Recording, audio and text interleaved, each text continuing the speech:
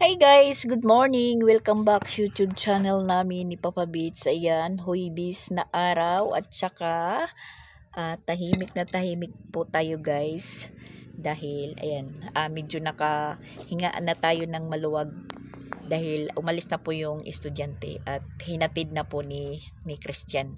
Alas 7:14 pa lang naman po yung oras. Medyo maaga-aga po silang nakaalis ngayon. Pagkatapos pong maghatid ni Christian maliligo is papasok na din po siya. So ayan, tapos naman po tayo mag-asikaso sa mga bata. Ayan, namimiss ko po. Pag ganitong oras nandito na si Duday sa higaan natin. Ayan, walang katao-tao, wala na si Duday. Tapos si Papa Bits nandun sa kwarto, bumalik na naman paghiga. Tatapos lang po niyang magkape. Doon siya natulog sa kwarto dahil wala naman sila Duday at Ronald. At maaga pang nakarating sila Ronald doon sa Tacloban kahapon. Pag-chat ko sa kanya ng mga alas 4:30 is nasa Palo na po sila. Banda sa Palo. So sa Palo, Pawing, Marasbaras, Robinson na yun doon sa amin. Tapos papunta na po ng Abukay downtown. So yung para sa amin is pa-Coca-Cola pa. So bali nagdiretso nga si Ronald kahapon doon sa pabahay kila Mayang sa mama ni Duday.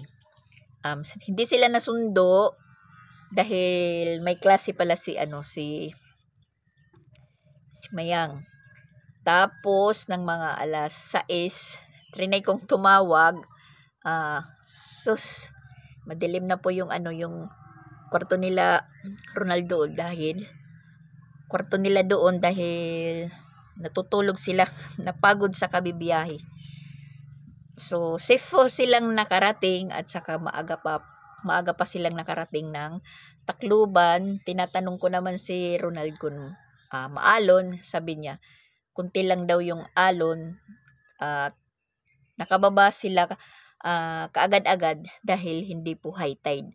Kasi pag ganitong panahon na medyo makulimlim, hangin-hangin, na medyo maulan,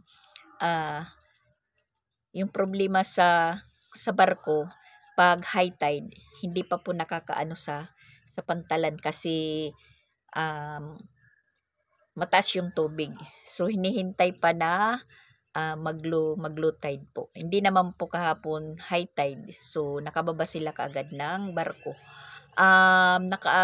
Dating po sila ng Palumpon kahapon, mga 1:30 pa lang. Yung alis po ng barko dito sa Palumpon, mga alas 10:30. So nakarating po ng Palumpon kahapon. 1:30 pa lang. So diretso na yun, sakay na ng bus, diretso na po yung biyahe patakluban. Na yun nga, pag chat ko uli kay Ronald kung saan na sila banda, nasa Palo na. Sa Palo malapit na po yan sa amin. May shortcut na po yan para sa Manlurit. Malapit-lapit na yan po sa amin. So yun, okay yung biyahe nila. Nag-video call naman po kami ni Duday. Sinabi niya kagad, Mama Dax, sumuka ako. Tapos naputol po yung video namin dahil mahina po yung signal. Tapos tinanong ko si Ronald kung sumuka siya. Sabi niya, kunti lang naman daw, parang tubig. Sabi ko, baka nalamigan lang si Duday, kaya parang nakaramdam na susuka po siya. Sabi niya, Mama Dax, suka ako sa silupin, sabi niya. Si Duday talaga, hindi naman po yan sumusuka sa biyahe. Matindi yan na bata, hindi nahihilo. Pareho po sila ni Piang. Hindi nahihilo sa biyahe. Pero itong dalawa, si Crislin at saka si Sia, sumusuka yan sa bus kahit papunta lang po kami ng Compostela. Kailangan magdala tayo ng plastic. Kasi hindi naman po nakapag almusal si sila. Kahit si Ronald hindi man nag-almusal. Kahit ako hindi naman po ako nag-almusal pag bumibiyahe. Kasi yun nga yung inaano ko, inaalala na baka tayo mahilo, masuka. Ganun.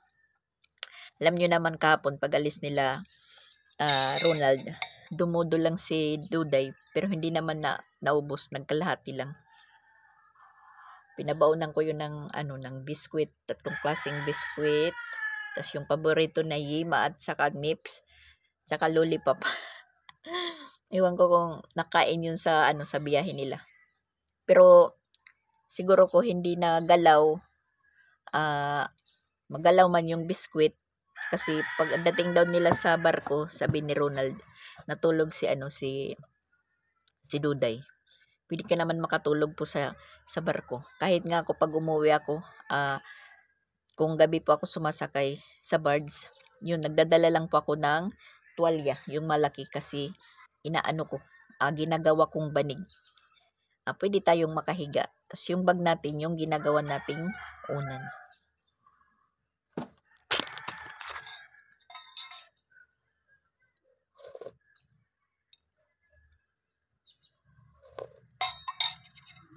Siguro sa mga oras na yun, iwan ko lang kung gising na si Duday. Pero siguro gising na yun. Dahil papasok yung mama niya. Tapos si Ronald naman pupunta sa amin. Kasi may padala yun para doon sa Manlurip.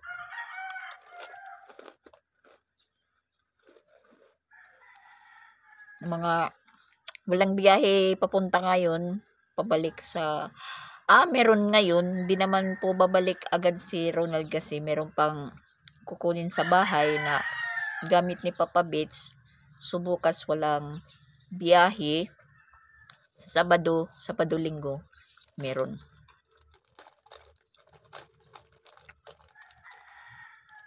Uuwi yun si Ronald sa amin. Iiwanan na ni Ronald si Duday. So yung magbabantay na naman yung lola niya doon, tapos may mga auntie po niya na sabi ko nga na kasing laki lang po sa kanya kay Duday.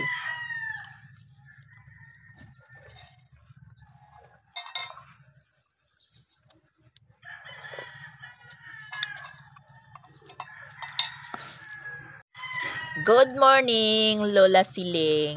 Magandang araw po, Huwebes ngayon. Magandang araw, magandang hapon, magandang gabi po sa inyo. Hi, Lola Siling. Mag-ano na po kayo? Mag-breakfast na kayo dyan, mananghalian, or manihapon. Yan, ako, Lola Siling. Pita sa umaga. Pita at saka kape sa umaga. Minsan, Skyflix. Katapos natin nito,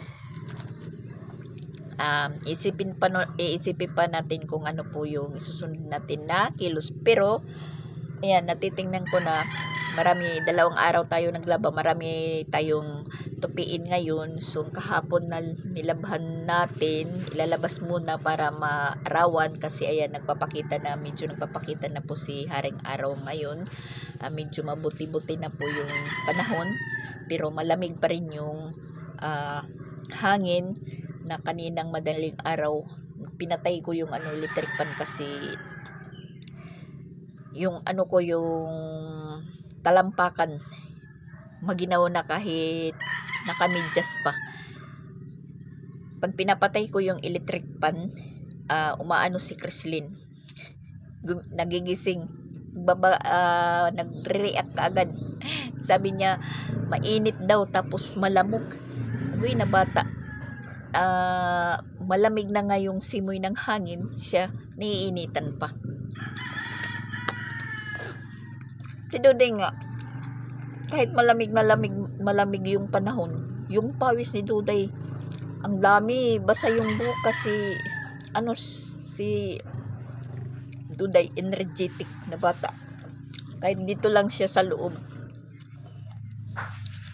Yan, yung namimiss namin yung yung tawa ni Duday, tapos yung pagsasabi niya na Mamadax magatas, yun talaga yung ano niya. Kahit nandyan pa yung papa niya, sa akin humihingi. Kasi inutosan naman minsan ng ano ng papa niya na magpatimpla ka kay Mama Dax. So, yun. Si Duday, sa akin na lang po humihingi.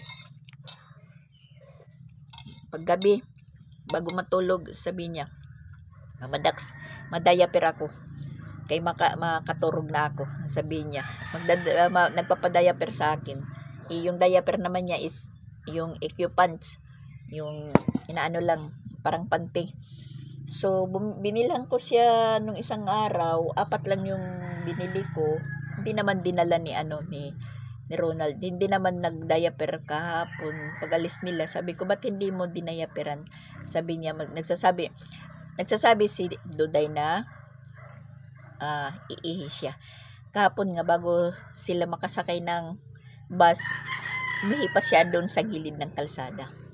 Tapos, parang doon sa kanila, parang hindi nagda-diaper si Duday na natutulog kasi yung kwarto nila minsan nakapunta naman ako doon sa bahay nila Mayang, yung mama ni Duday, kwarto nila Ronald. So parang malapit lang po sa CR yung pintuan. So madali lang. Siguro dito lang po nakapag diaper si Duday pag natutulog sa gabi kasi doon sila sa kama ni Jing natutulog kasi nung first time ni Duday dito na pagpunta nung December, ngayon na pagpunta, nung gabi na yun napaihi si Duday sa kama. Timing naman po yun na merong diaper na isang siguro mga 50 pieces yun na galing po sa balikbayan box ni Mama Walin. Bali dalawa yun. Yung isa binigay namin kay Teo at Suseya. Pinaghati namin yung isang balot ng diaper. Tapos yung isa hindi ko pinagalaw kasi alam kong pupunta si Duday. So yun, nagamit po niya. Nagamit ni Duday.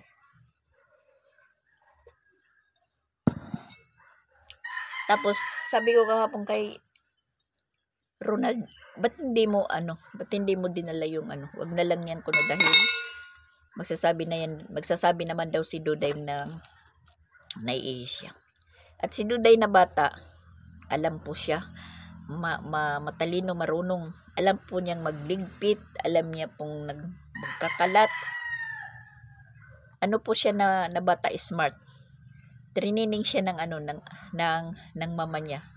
Tapos alam na yun ni Duday magbasa, kumilala ng mga litra, mga kulay. Alam na po yun ni Duday. Talo nga minsan niya si Sia pag nag-aaral-aral silang tatlo ni Crislin. Si Crislin yung pinaka-teacher nila. Nagle-leksyon po sila. Minsan natatalo si Sia ni Duday. Tawang-tawa po kami. At saka baka naman sabihin nyo dyan na kinukumpare ko si Sia na naman kay Duday. Hindi po. Nagsasabi lang po ako kung ano po yung mga nila dito. Hindi ko naman po sinasabing kinukumpare ko na naman si Sia. Baka naman meron naman pong magsabi dyan na ikinukumpare ko. Sinasabi ko lang po, minsan natatalo si Sia, na kahit si Sia ba nag-aaral, minsan natatalo siya ni Duday kung ano po yung pinapakitang color, tas litra, tas number. Si Duday naman, hindi naman po lahat ng number kilala magbilang. Kahit silang dalawa lang ni Sia, pinapabilang si Duday ni Sia. Natatawa si Duday kasi nakakabilang po si Duday hanggang 20. Si Sia nakakabilang naman pero hindi po sunod-sunod. Tawang-tawa si Sia. Kahit si Sia sinasabi, alam na ni Duday kahit hindi nag-aaral. Ganun. Kahit si Sia namamangha kay Duday. Noon nga nandito si Jing, nung December, inano sila, ewan ko kung meron nakapanood sa video ni Jing na pinapabasa sila lahat. Nandito sila Isra at tipon-tipon sila dito. Pinapabasa. Si Duday nandito lang sa likod. Meron naman po mga card dito na may number, may letter. Tapos sabi ni Jing, ano ito? Yung nakabasa si Duday. Tapos yung color, anong color to? Tapos yung, hindi naman po yun kasali si Duday kasi masasabi mo talaga na hindi pa alam ni Duday dahil hindi nag-aaral. Sabi ni Jing, anong color ito? Si Duday nandito sa likod, siya po yung nakasagot. Halimbawa, anong color ito? Sabi niya, blue. Ito, white. Sabi ni Jing, very good.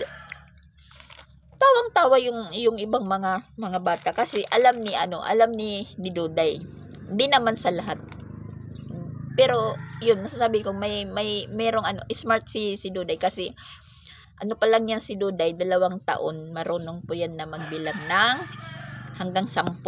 Tapos meron na po siyang natutunan na kanta sa eskwelahan. Halimbawa yung ABCD, tas Twinkle Twinkle, ganon. Basta memoryado po yan ni Duday. Bahay Kubo, memoryado po yan ni Duday. Kasi tinuturuan po ng mama. Nung yung pa lang ng mama niya, hindi pa face to face yung klase, module pa lang. So natuturuan si Duday ng mama niya. Yun po yung mabuti sa isang magulang. Tinuturuan yung mga bata habang hindi pa nag-aral, tinuturuan. Hindi katulad ng ibang nanay dyan na meron po akong ano ba sa Tagalog yung manugang? Manugang. Meron po akong manugang na mga lalaki pa naman yung mga anak niya. Hindi po niya natuturuan ng ganong basic ba? Hindi niya natuturuan. Yung maririnig mo sa kanila, yung bad words ba? Yun po yung maririnig. Tas parang medyo walang galang kasi yun naman po yung nakikita sa ina. Yung tatay naman hindi naman alam kung ano po yung pinagagawa sa araw-araw kasi nagtatrabaho. Kaya yun palaging napapalo. Sabi ko naman, kung ano po yung nakikita ng mga bata sa magulang, yun po yung nasusunod. Si Crislin nga noong maliit pa yan, palagi yan na nasasampal yung bibig or napipitik. Kasi hilig po yung nag-iedad si Crislin ng 2 or 3. Mahilig po yun magbigkas ng mga bad words. Yung mga bad words. Pero naputol. Kasi yung pinapagilitan. Pinipitik talaga yung bibig. Kasi naririnig naman niya po sa labas kung ano po yung mga pinagsasabi. Parang mga bata yun. Akala siguro nila na normal lang yung naririnig nilang salita tapos ginagaya na. Ikaw naman na nakakarinig, na matanda na, makakarinig ka sa bata na nakakabigkas ng ganun, mamamangha ka, na bata siguro hindi po ito dinisiplina, ganun.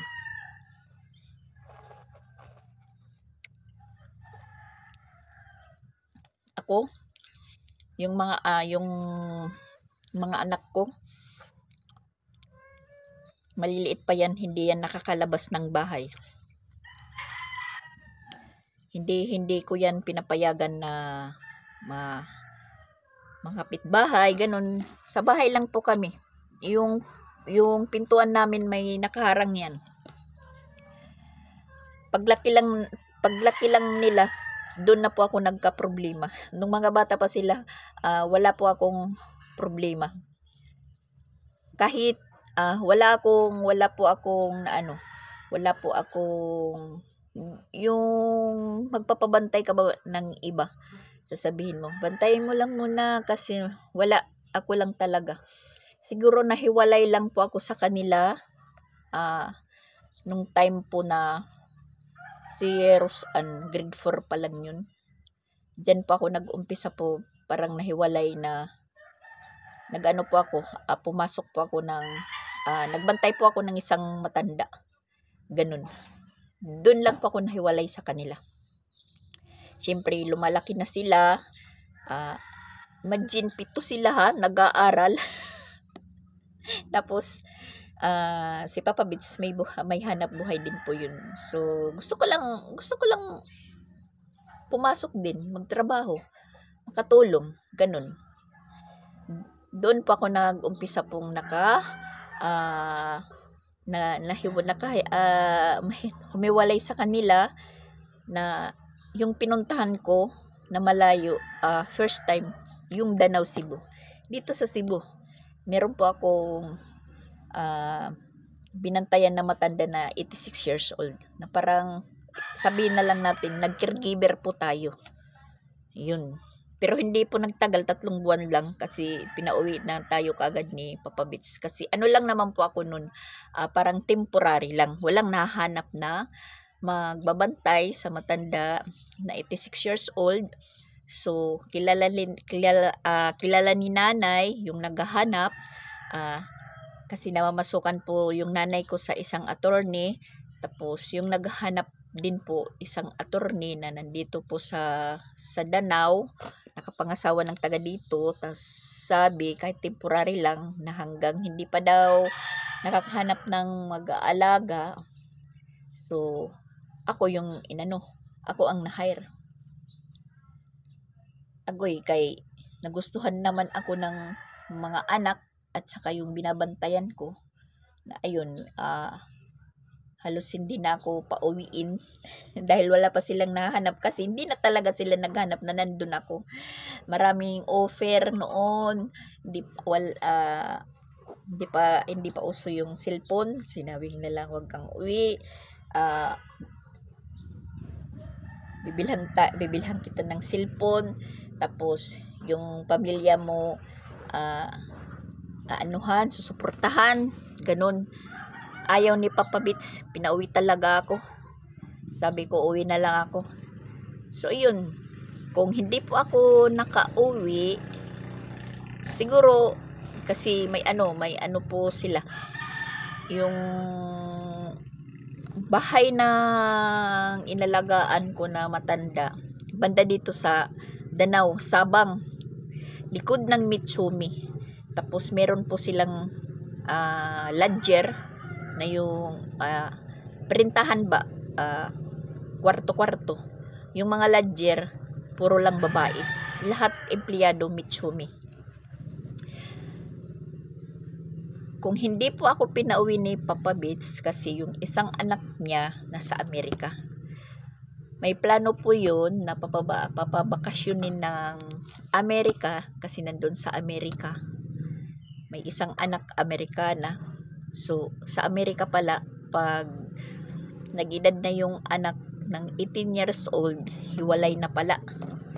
So, bali, yung mama, may kundo sa Amerika, tas yung anak, meron lang bahay. May plano po yun na pabakasyonin yung nanay nila. So, bali kasama ako. Isang buwan nun. Nakaplano na ganun, uuwi yung anak. Mag-aasikaso ng mga papilis. Agoy, si Papa Bits kay iwan ko kung anong pumasok sa isip. Pinauwi talaga ako, tapos sabi niya, pag hindi daw ko na tinatawagan telepono, uso pa man yung telepono, tinatawagan niya, or may ano na din po nun, parang cellphone na nagagamit, tinatawagan, sinachat, sabi pauwi na daw po ako. Tas ako naman din po, mayroon naman pa akong cellphone na parang keypad pa lang. Pag hindi daw ako umuwi, pupunta siya ng Cebu. I-time na sinulog yun. Tapos may kasama siya na magpupunta doon dito sa Danau. Sabi ko sa naging amo ko na uwi na lang ako. Kasi ganun. Tapos sabi niya, sige ko no. Uwi ka. Ito pa, umuwi kami. Pero kasama ko yung matanda kasi walang mag-aasikaso talaga, walang magbabantay. Kinausap si Papa Bets na uwi si Mama. Hindi naman po Mama Dax yung tawag noon sa akin. Inday Dudong. Inday Dudong po yung tawag sa akin nung matanda. Tas sila lahat kasi yung bukon din naman ganito kahaba sa time na yun. Buikat. Paano talaga? Dito. Hindi ganito kahaba. Buikat yun. Inday Dudong. Sabi nila Inday Dudong. Kinausap si Papa Bates, uwi kami ng December dyan. Tapos kasama na yung matanda na binabantayan ko. Tapos yung matanda na kasi taga San Jose lang din, sa amin lang uuwi. Tapos yun, pag Pasko nandun ako sa bahay. Tapos New Year. Tapos pagka January babalik dito. Parang pumayag yun si Papa Bit sa ganong sitol sitwasyon. Ewan ko pag na namin dito sa pagbalik sa Cebu yun. Hindi na talaga napakali si Papa Bits, pinauwi na talaga ako. So wala tayong magagawa. Kasi pinauwi na ako ni Papa Bits. So yun, yung nagbantay ng ng matanda na binantayan ko, yung pamangkin siguro, pero hindi naman po nagtagal, namatay din po yung matanda kasi 86 years old na, tas parang ulyanin na din. Iniisip ko lang pag hindi po ako pinauwi ni Papa Bits, kasi yung bahay na yun dalawang palapag, baka siguro hindi naman sa ipapagmana, baka siguro ako yung pabantayin kasi may mga ladyer nga. Tas may pamangkin naman po, may tindahan. So baka ipinagabilin sa akin kung nakapagtis lang si Papa Bits, at siguro nakakapunta po ako ng Amerika. Wala. Pinauwi tayo ng Papa Bits natin. Siguro inisip ni Papa Bits baka naiwanan na po siya. Ay, wala. Na din. Na hanggang nakabalik pa ako ng Cebu. Tas yun, pumasok din po ako doon lang sa amin. Yung disgrasya lang din yun disgrasya din lang po yun na pagbantay. Makabalik pala ng Tacloban. So ayun, meron din po kumuha sa akin.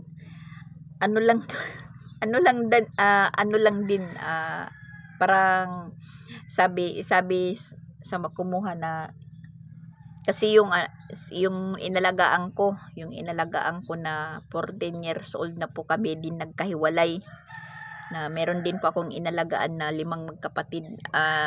Lang din yun, parang substitute lang po ako na nagbantay kasi yung mama nag-opisina, tas yung tatay trabaho. Lunes na Lunes, walang maiiwan. 2 anak niya walang maiiwan kasi yung 3 nag-aaral na, 3 months and 1 year and 3 months old. Walang maiiwan kasi daw yung nagbabantay nag-day off, tas hindi pa bumabalik. Lunes na araw yun. Naalala ko pa yun na February 11, 19 2005 ganun. So yun, ako nagbantay.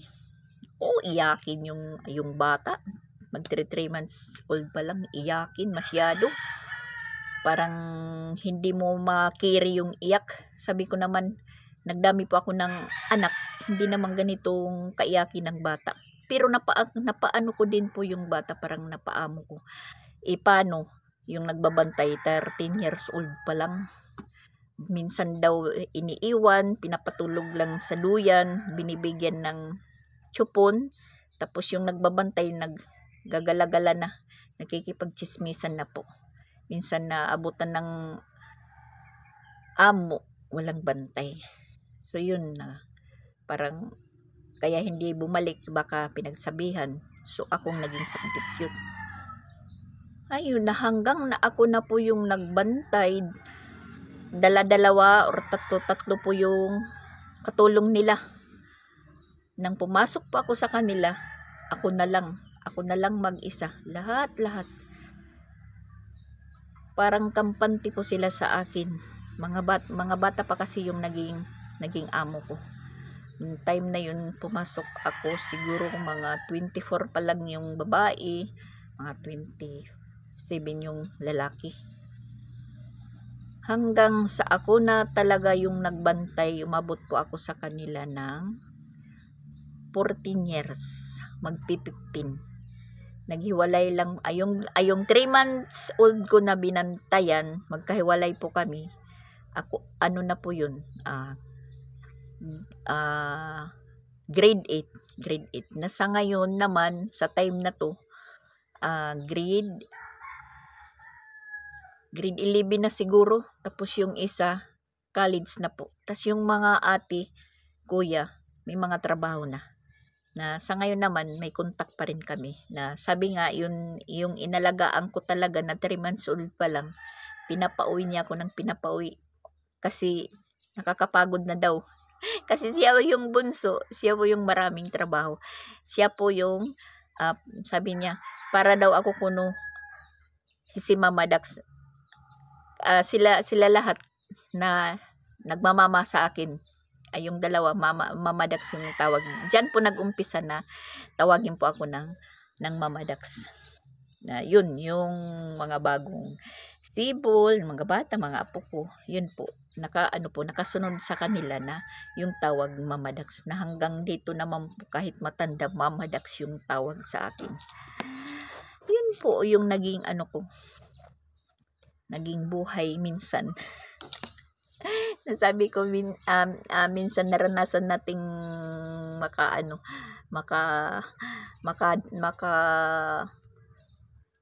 naranasan nating makakuha ng bonus, 13 month pay. ganun. So, ayan guys. Lumalamig na po yung kape natin. Sinasabay ko lang po yung pag-vlog ko dahil nagla-live po ako sa Pupo. Tinatapos ko lang po yung 60 minutes ko na pag-live. So, ayun. Para dalawa-dalawa po yung revenue natin.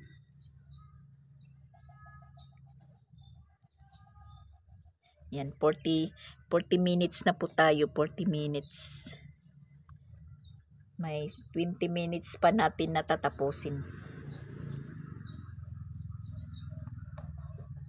Pagkatapos nito, yun, haharapin na natin yung mga hinangir natin, ilalabas po kasi maganda na po yung panahon. Yan, maganda na naman po yung panahon natin.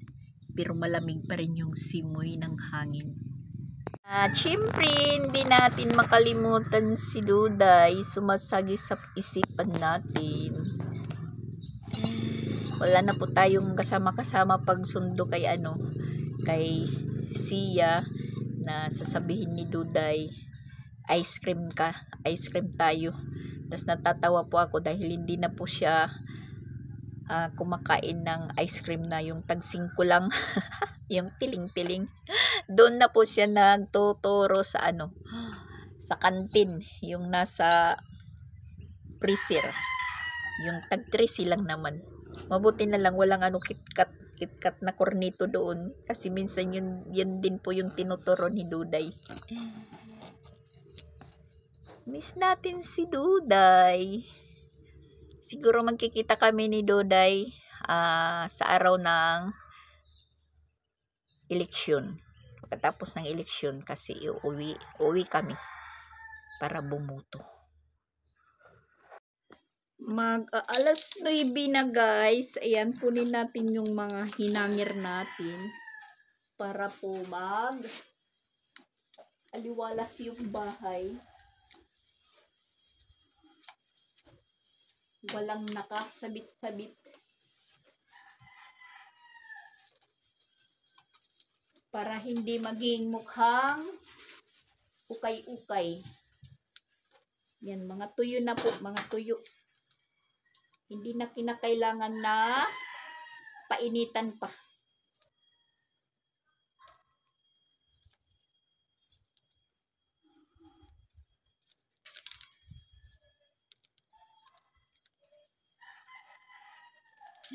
Marami na naman po tayong tupiin.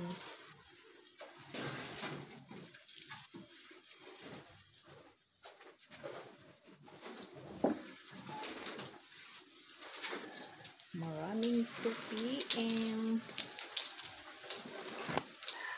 Napakahangin po sa labas. Napakahangin.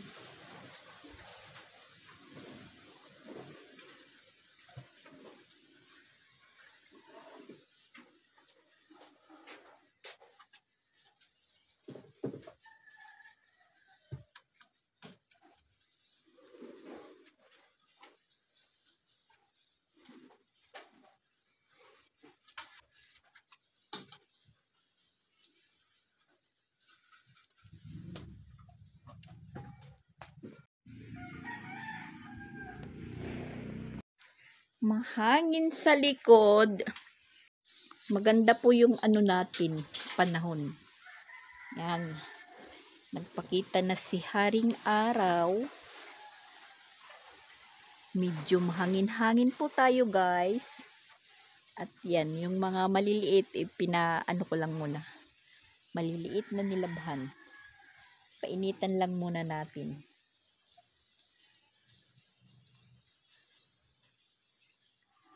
Maganda yung ano natin, kapaligiran pag ganitong mabuti din po yung panahon. Yung trapal namin, ayan na naman. Napakatahimik po ng paligid, pati yung bahay namin napakatahimik.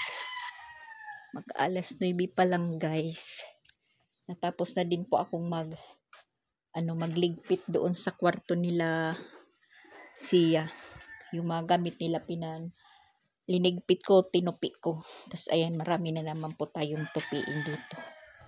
Maya ko na yan aatupagin. Kinuha ko lang para magmaliwalas yung bahay namin. Yan. Maya na po yan. Malapit nang mag-alas 10 guys. Ayan, nagpaksiw po tayo sa natitira naming isda na tamban. Ayan. Nagpaksiw na naman po tayo. Tapos nagluto tayo ng hotdog para ulam ni Chrislyn sa baon niya. Maghahanda na din po tayo ng pagkain niya para lumamig. Nakapagsaing na din po ako. Sumasagi talaga sa isipan ko si Duday. Kasi pag ganitong oras, tas kung ano-ano po yung kinikilos ko, nakabuntot siya palagi. Pag pinapahiga ko siya sa tindahan, tapos aalis ako, babangon din yun. Sabihin, anong gagawin mo? Asan ka pupunta? Kasi gusto niya nga magkasama-kasama kami. Yan, yung nasa higaan ko, mga tupiin. Alala ko tuloy si Duday. Pag ganitong mga oras na. So, ayan, naluto na din po yung sinaing natin. Lagyan lang natin yung baonan para lumamig.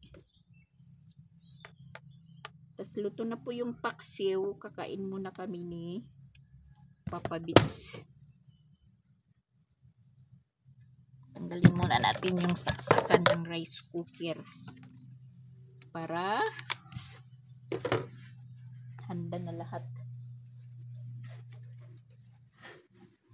Chinat ko si Ronald kung gising na si Duday. Sabi niya nandun siya sa bahay sa Mandurip. Maaga pa daw siyang umalis at tulog pa si Duday. Tas yun, nautusan po doon sa sa Manlurip. Nutusan ng kuya niya na ipabulkit yung yung bike na ginagamit ng kuya niya para pangtrabaho kasi nabutas, nagplat. Pinapabulkit muna, inutusan. Nautusan ka agad, maagang-maga pa. Kasi dumating doon sa bahay mga mag-aalas 6 pa lang. Kasi mula doon sa pabahay, punta sa amin, 3 sakay or 2. At siyamba ka kung makasakay ka ng, kasi yun, pabahay, sasakay ng multicab pa downtown. Tapos, sa downtown, sasakay na ka naman para sa Manlurip. Timing kung makasakay ka ng multicab na para Manlurip, diretso lang. 2 sakayan lang. Kung hindi ka po makatiming na may pampaseros para Manlurip, or kung nagmamadali ka, sasakay ka ng para San Jose. Pagdating sa San Jose, sasakay ka sa sa sidecar, sa pedicab, 3 ride. Magastos din sa pasahe. So, ayan, inahanda natin yung misa. Kain muna kami ni Papa Beats habang aga-aga pa. Nakaluto naman po tayo ng paksiw. Palamigin lang muna natin yung pagkain ni Chrislyn. Yan yung baon ni Chrislyn. Kain muna tayo guys. Breakfast, diretso pananghalian. Yan. Paksiw na naman na tamban.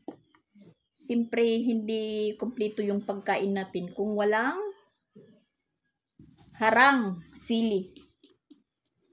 Alas 9:59 na po. Saktong-sakto lang yun. Yan si Papa Beats. Nagmumukmuk siya doon sa kwarto. Yan po yung duday ko ngayon. Si Dudoy.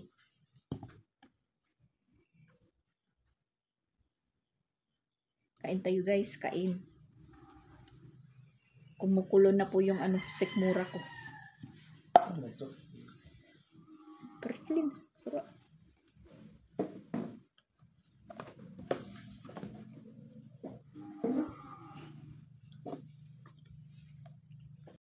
Ayun, si Papa Beats na lang po yung pinasundo natin kay Sia. Kasi ayan, mag-umpisa na po tayo sa ating tupiin. At sa mga nagtatanong pala kay Ronald at sa jowa, kung okay lang sila. Okay lang naman sila.